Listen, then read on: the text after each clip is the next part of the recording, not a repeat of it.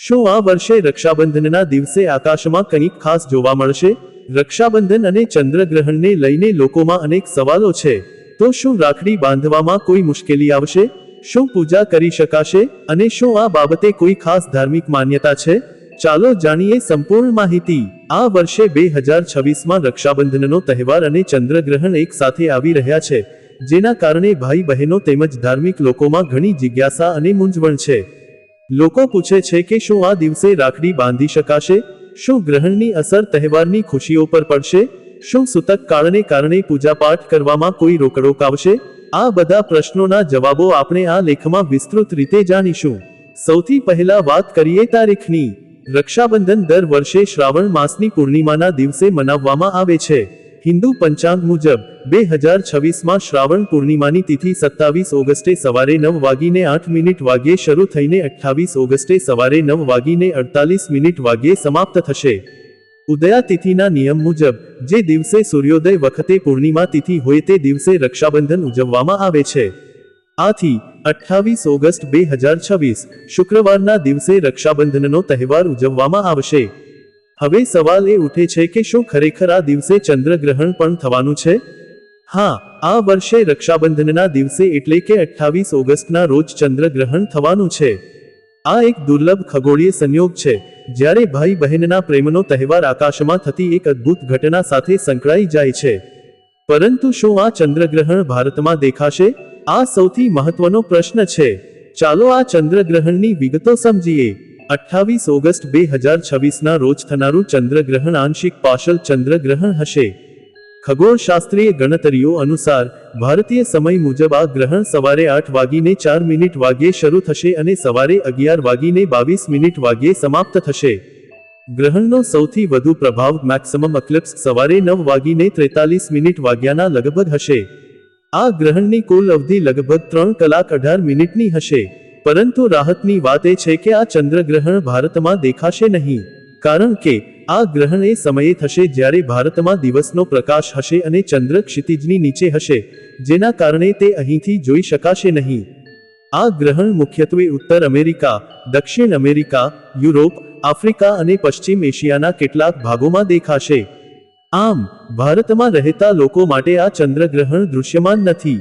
હવે સૌથી મહત્વનો પ્રશ્ન એ છે કે જ્યારે ચંદ્રગ્રહણ ભારતમાં દેખાતું નથી, તો શું તેનો સૂતક કાળ માન્ય થશે? હિન્દુ ધર્મશાસ્ત્રો અનુસાર ગ્રહણનો સૂતક કાળ ફક્ત ત્યારે જ માન્ય ગણવામાં આવે છે જ્યારે તે ગ્રહણ તે ચોક્કસ સ્થળ પર દેખાતું હોય. કારણ કે આ ચંદ્રગ્રહણ ભારતમાં દેખાશે નહીં, તેથી અહીં સૂતક કાળ માન્ય નહીં ગણાય. આ એક મોટી રાહતની વાત છે, કારણ કે સૂતક કાળ દરમિયાન ધાર્મિક પ્રવૃત્તિઓ, પૂજાપાઠ અને શુભ કાર્યો કરવા પર પ્રતિબંધ હોય છે. સામાન્ય રીતે ચંદ્રગ્રહણના 9 કલાક પહેલા સૂતક કાળ શરૂ થઈ જાય છે. પણ આ વખતે આ નિયમ ભારતમાં લાગુ થશે નહીં. તેથી ભારતમાં રક્ષાબંધનની ઉજવણી પર ચંદ્રગ્રહણની કોઈ પણ પ્રકારની નકારાત્મક અસર થશે નહીં. તો શું રક્ષાબંધનના દિવસે રાખડી બાંધી શકાશે? હા, સંપૂર્ણપણે બાંધી શકાશે. કારણ કે સૂતક કાળ લાગુ નથી થતો, તેથી રાખડી બાંધવાની પ્રક્રિયામાં કોઈ અડચણ આવશે નહીં. તમે તમારી બહેનને રાખડી બાંધી શકશો, શુભેચ્છાઓ આપી શકશો અને તહેવારનો આનંદ માણી શકશો. પરંતુ રાખડી બાંધવા માટે શુભ મુહૂર્ત કયો છે તે જાણવું પણ જરૂરી છે. શાસ્ત્રો અનુસાર રાખડી બાંધતી વખતે ભદ્ર અને રાહુકાળ જેવા અશુભ સમયને ટાળવો જોઈએ. આ વર્ષે રક્ષાબંધનના દિવસે એટલે કે 28 ઓગસ્ટે ભદ્રા સૂર્યોદય પહેલા જ સમાપ્ત થઈ જશે. એટલે કે 27 ઓગસ્ટે દિવસભર ભદ્રાનો પ્રભાવ રહેશે, પરંતુ 28 ઓગસ્ટના રોજ સવારથી જ ભદ્રાનો સમય પૂરો થઈ ગયો હશે. આથી રાખડી બાંધવા માટે ભદ્રાની કોઈ પ્રતિબંધ નહીં હોય. હવે રાહુકાળની વાત કરીએ. 28 ઓગસ્ટના દિવસે રાહુકાળ સવારે 10:46 વાગ્યાથી બપોરે 12:22 વાગ્યા સુધી રહેશે. રાહુકાળમાં કોઈ પણ શુભ કાર્ય કરવું શાસ્ત્રોમાં નિષેધ માનવામાં આવે છે. તેથી આ સમય દરમિયાન રાખડી બાંધવાનું ટાળવું જોઈએ. રાખડી બાંધવા માટેનો સૌથી શુભ અને ઉત્તમ મુહૂર્ત સવારે 5:57 થી સવારે 9:48 સુધીનો છે. આ સમયગાળા દરમિયાન પૂર્ણિમા તિથિ પણ હોય છે, ભદ્રા પણ નથી હોતી અને રાહુકાળ પણ શરૂ થયો નથી હોતો. તેથી શાસ્ત્રો અનુસાર આ જ સૌથી યોગ્ય સમય છે. જો કે શહેરની સ્થાનિક પંચાગ અનુસાર સૂર્યોદયના સમયમાં થોડો ફેરફાર થઈ શકે છે, તેથી તમે તમારા શહેરના પંચાંગ મુજબ ચોક્કસ સમય ચકાસી લો. ઉદાહરણ તરીકે, દિલ્હી અને પુણેમાં રાખડી બાંધવાના સમયમાં થોડી મિનિટોનો ફરક હોઈ શકે છે. હવે આપણે સૌથી મહત્વના પ્રશ્ન પર આવીએ છીએ: શું ચંદ્રગ્રહણને કારણે રક્ષાબંધનના દિવસે કોઈ અશુભ અસર થાય છે? આ પ્રશ્નનો જવાબ બે ભાગોમાં વહેંચાયેલો છે: ધાર્મિક માન્યતાઓ અને વિજ્ઞાન. ધાર્મિક માન્યતાઓ અનુસાર, ગ્રહણને અશુભ માનવામાં આવે છે અને તે સમયે પૂજાપાઠ, શુભ કાર્યો અને ખાણપીણા પર પ્રતિબંધ મૂકવામાં આવે છે. પરંતુ જેમ આપણે જાણ્યું કે આ ચંદ્રગ્રહણ ભારતમાં દેખાતું નથી, તેથી અહીં તેના કોઈ પણ પ્રકારના નિયમો લાગુ થતા નથી. એટલે કે ધાર્મિક દૃષ્ટિએ પણ ભારતમાં રક્ષાબંધનની ઉજવણી પર કોઈ અસર નથી. દેવાલયો ખુલ્લા રહેશે, પૂજાપાઠ થશે અને તમે કોઈ પણ પ્રકારનો શુભ કાર્ય કરી શકશો. ઘણા લોકોના મનમાં આ વાતને લઈને ભ્રમ હોય છે, પણ સ્પષ્ટતા એ છે કે જ્યાં ગ્રહણ ન દેખાય ત્યાં સૂતક નથી. તેથી તમારે આ બાબતે ચિંતા કરવાની જરૂર નથી. હવે વિજ્ઞાનની વાત કરીએ. ચંદ્રગ્રહણ એ પૂર્ણપણે ખગોળીય ઘટના છે. જ્યારે પૃથ્વી સૂર્ય અને ચંદ્રની વચ્ચે આવી જાય છે, ત્યારે પૃથ્વીનો પડછાયો ચંદ્ર પર પડે છે અને આપણે તેને ચંદ્રગ્રહણ કહીએ છીએ. આ એક સામાન્ય ઘટના છે જે વર્ષમાં ઘણી વખત થાય છે. તેનો કોઈ પણ પ્રકારના શુભ અશુભ સાથે કોઈ વૈજ્ઞાનિક સંબંધ નથી. ગ્રહણના કારણે પૃથ્વી પર આવતા કોઈ પણ પ્રકારના હાનિકારક કિરણોત્સર્ગનો કોઈ વૈજ્ઞાનિક પુરાવો નથી. લોકો પૂછે છે કે શું ગ્રહણ દરમિયાન ખાવું પીવું નુકસાનકારક છે? વિજ્ઞાન આને સમર્થન આપતું નથી. ગ્રહણ દરમિયાન કોઈ રહસ્યવાદી શક્તિઓ સક્રિય થતી નથી. ન તો ખોરાક બગડે છે કે ન તો કોઈ ઝેરી અસર થાય છે. તે માત્ર એક કુદરતી ઘટના છે. જો કે ઘણા લોકો પરંપરાગત માન્યતાઓને કારણે ગ્રહણ સમયે કેટલીક સાવચેતીઓ રાખે છે, જે તેમની શ્રદ્ધા છે અને તેનો આદર કરવો જોઈએ. પરંતુ તેને વૈજ્ઞાનિક હકીકત ન ગણવી જોઈએ. આ વિષય પર વધુ ઊંડાણપૂર્વકની ચર્ચા કરીએ તો, રક્ષાબંધન અને ચંદ્રગ્રહણના સંયોગને કેટલાક લોકો દુર્લભ સંયોગ તરીકે જુએ છે. કેટલાક જ્યોતિષીઓ ગ્રહણના આધારે રાશિઓ પર થતી અસરો વિશે પણ વાત કરે છે. ઉદાહરણ તરીકે, 28 ઓગસ્ટના ચંદ્રગ્રહણની અસર વૃષભ, કર્ક, સિંહ, વૃશ્ચિક અને મીન રાશિ પર થોડી પ્રતિકૂળ હોઈ શકે છે.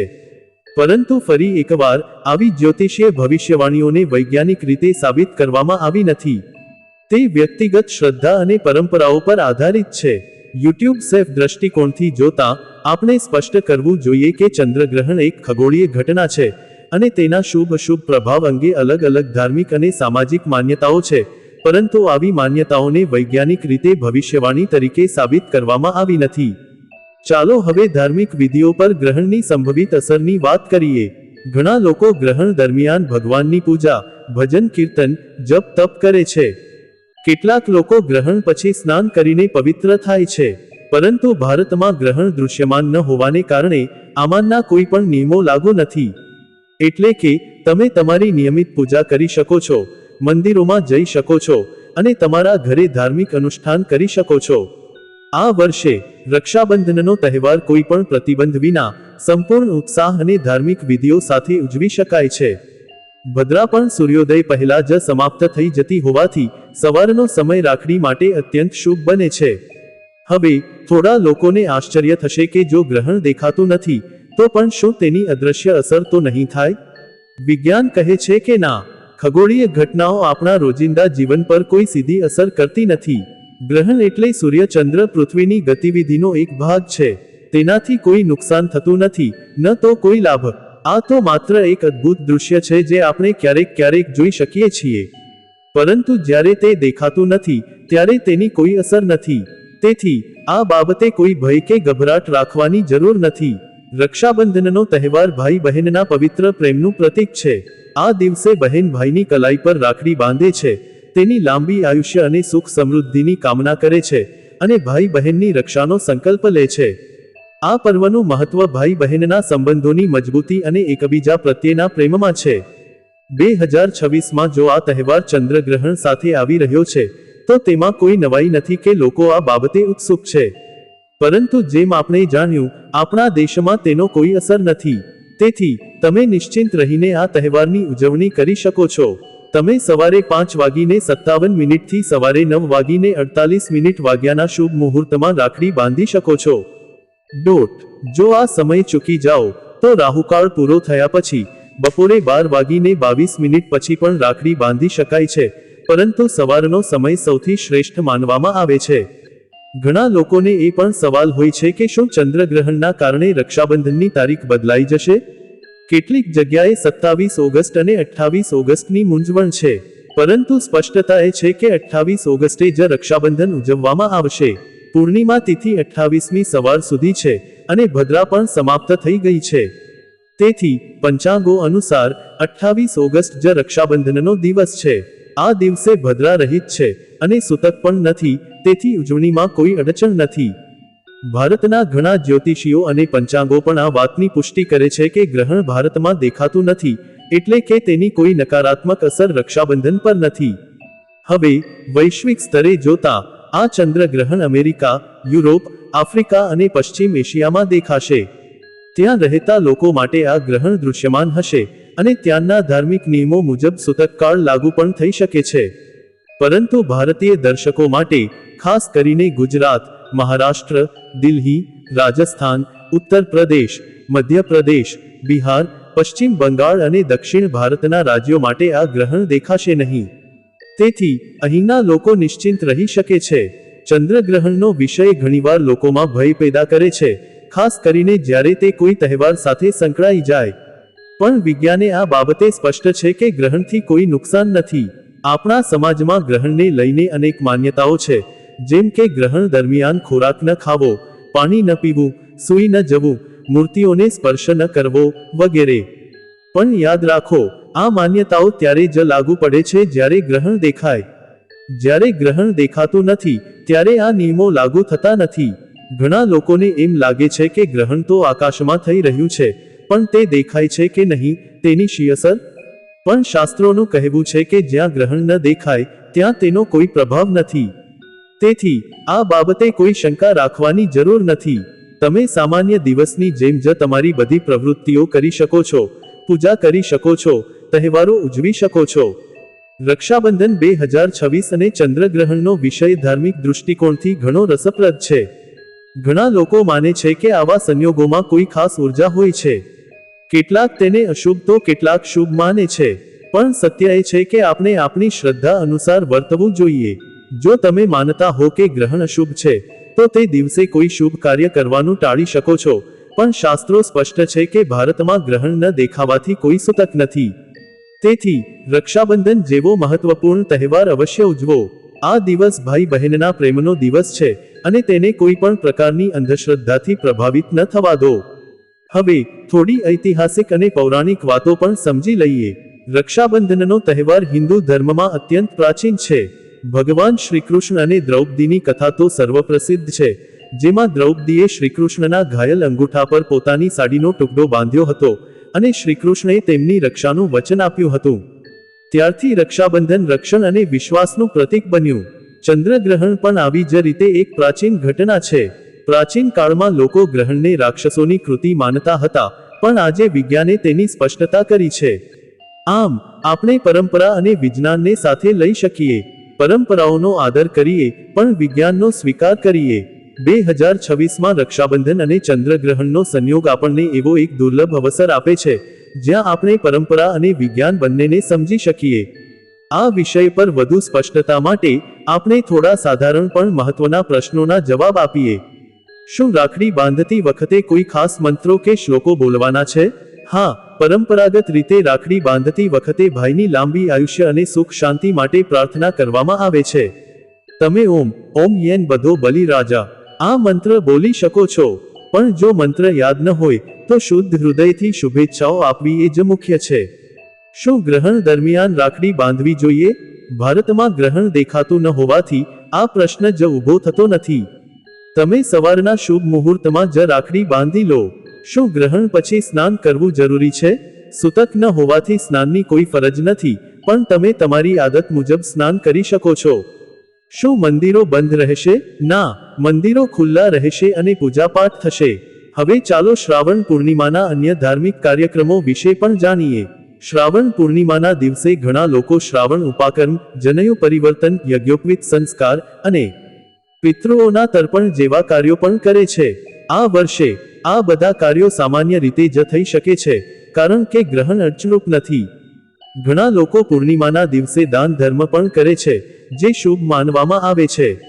તેથી તમે આ દિવસનો સદુપયોગ ધાર્મિક અને સામાજિક પ્રવૃત્તિઓ માટે કરી શકો છો. ચંદ્રગ્રહણનું એક રસપ્રદ પાસું એ છે કે તે ખગોળીય દૃષ્ટિએ ઘણી વખત રક્તચંદ્ર બ્લડ મૂન જેવો દેખાય છે. પરંતુ 28 ઓગસ્ટનું ગ્રહણ 96.2% જેટલું ઊંડું આંશિક ગ્રહણ હશે, જે લગભગ પૂર્ણ ગ્રહણ જેવું જ હોય છે. તે દરમિયાન ચંદ્રનો મોટાભાગનો ભાગ પૃથ્વીના પડછાયામાં આવી જશે અને તે લાલચટ રંગનો દેખાઈ શકે છે. પરંતુ ભારતમાં આ દેખાવ નહીં થાય, કારણ કે તે દિવસ દરમિયાન થશે. ગ્રહણ ક્યાં દેખાય છે તેની ભૌગોલિક સ્થિતિ મહત્વની છે. પૃથ્વીનો જે ભાગ રાત્રિ તરફ હોય છે, ત્યાં જ ગ્રહણ દેખાય છે. ભારતમાં તે સમયે દિવસ હતો, એટલે ગ્રહણ દેખાયું નહીં. હવે સોશિયલ મીડિયા અને યુટ્યુબ પર આ વિષયને લઈને ઘણી ચર્ચાઓ થઈ રહી છે. કેટલાક લોકો ગ્રહણને લઈને ડર ફેલાવે છે, તો કેટલાક તેને સામાન્ય ઘટના ગણાવે છે. સત્ય એ છે કે આ એક સુંદર ખગોળીય ઘટના છે અને તેનો અનુભવ કરવો જોઈએ, ડરવું નહીં. જો તમે વિદેશમાં રહો છો જ્યાં ગ્રહણ દેખાશે, તો ત્યાંના સ્થાનિક પંચાંગ મુજબ સૂતક કાળની વિગતો જાણી લો. પરંતુ ભારતમાં રહેનારાઓ માટે આ દિવસ એક સામાન્ય પૂર્ણિમા અને રક્ષાબંધનનો દિવસ છે. બસ થોડી વધારાની ખાસિયત છે કે આ દિવસે આકાશમાં ગ્રહણ થઈ રહ્યું છે, પણ આપણે તે જોઈ શકતા નથી. છેલ્લે યાદ રાખવા જેવી મહત્વની બાબત એ છે કે રક્ષાબંધન ભાઈ બહેનના પ્રેમનો તહેવાર છે. પછી ભલેને આકાશમાં ગ્રહણ થાય કે ન થાય, આ તહેવારની ભાવના ક્યારેય બદલાતી નથી. બહેનો પોતાના ભાઈઓની લાંબી આયુષ્ય માટે પ્રાર્થના કરે છે અને ભાઈઓ તેમની રક્ષાનો સંકલ્પ કરે છે. આ ભાવના જ અમૂલ્ય છે. ચંદ્રગ્રહણ જેવી ખગોળીય ઘટનાઓ તો વર્ષોથી થતી રહી છે અને થતી રહેશે, પણ રક્ષાબંધનનો એક દિવસ ખાસ છે. તેથી આ દિવસનો સંપૂર્ણ રીતે આનંદ લો. તમારા ભાઈ બહેનને મળો, તેમને શુભેચ્છાઓ પાઠવો, મીઠાઈઓ ખાઓ અને તહેવારની ખુશી માણો. આ લેખમાં અમે સ્પષ્ટ કર્યું છે કે 2026માં રક્ષાબંધનના દિવસે ચંદ્રગ્રહણ થશે, પરંતુ તે ભારતમાં દેખાશે નહીં, જેથી તેનો સૂતક કાળ પણ માન્ય નહીં થાય અને રાખડી બાંધવામાં કોઈ અડચણ નહીં આવે. આ તમામ માહિતી વિવિધ પંચાંગો અને ખગોળશાસ્ત્રીય ગણતરીઓ પર આધારિત છે. અમે આશા રાખીએ છીએ કે આ માહિતીથી તમારી શંકાઓ દૂર થઈ ગઈ હશે. જો તમને આ વિષય સંબંધિત કોઈ અન્ય પ્રશ્નો હોય, તો તમે તે અમને પૂછી શકો છો. અને હા, તમારા મિત્રો અને પરિવાર સાથે આ માહિતી શેર કરો, જેથી તેઓ પણ આ બાબતે સચેત અને જાગૃત થઈ શકે. આભાર.